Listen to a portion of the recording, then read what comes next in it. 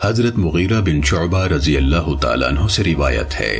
رسول اللہ صلی اللہ علیہ وسلم نے فرمایا، جو شخص میری طرف منسوب کر کے کوئی حدیث بیان کرتا ہے اور اس کے علم کے مطابق وہ جھوٹ ہے تو وہ بھی جھوٹ بولنے والے 2 افراد میں سے ایک ہے۔ سنن ابن ماجہ حدیث نمبر 41۔ حضرت عرباض بن ساریہ رضی اللہ تعالیٰ عنہ سے روایت ہے، انہوں نے فرمایا،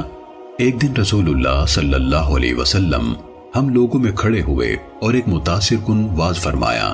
جس سے دل اللہ کی ناراضی اور عذاب سے خوف زدہ ہو گئے اور آنکھیں اشک بار ہو گئیں۔ عرض کیا گیا، اے اللہ کے رسول،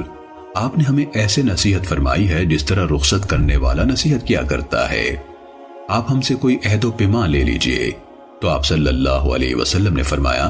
اللہ کا تقوی اختیار کرو اور حکم سن کر تعمیل کرو، اگرچہ تمہارا حاکم کوئی حبشی غلام ہو، اور تم میرے بعد سخت اختلاف دیکھو گے تو میری سنت کو اور ہدایت یافتہ خلفائے راشدین کے طریقے کو اختیار کرنا،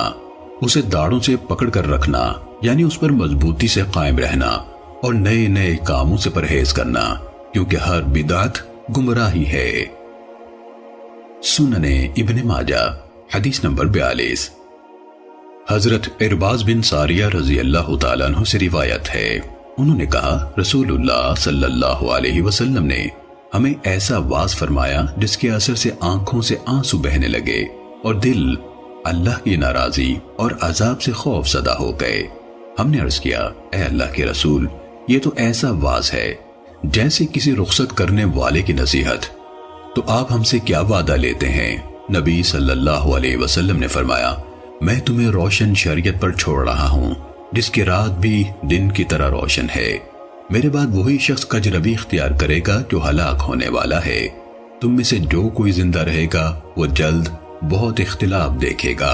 لہٰذا تمہیں میری سنت اور ہدایت یافتہ خلفائے راشدین کا جو طریقہ معلوم ہو اسی کو اختیار کرنا، اسے داڑوں کے ساتھ مضبوطی سے پکڑنا اور امیر کی اطاعت کو لازم پکڑنا، اگرچہ وہ حبشی غلام ہو، کیونکہ مومن تو نکیل والے اونٹ کی طرح ہوتا ہے، جہاں لے جایا جائے چلا جاتا ہے۔ سنن ابن ماجہ حدیث نمبر 43۔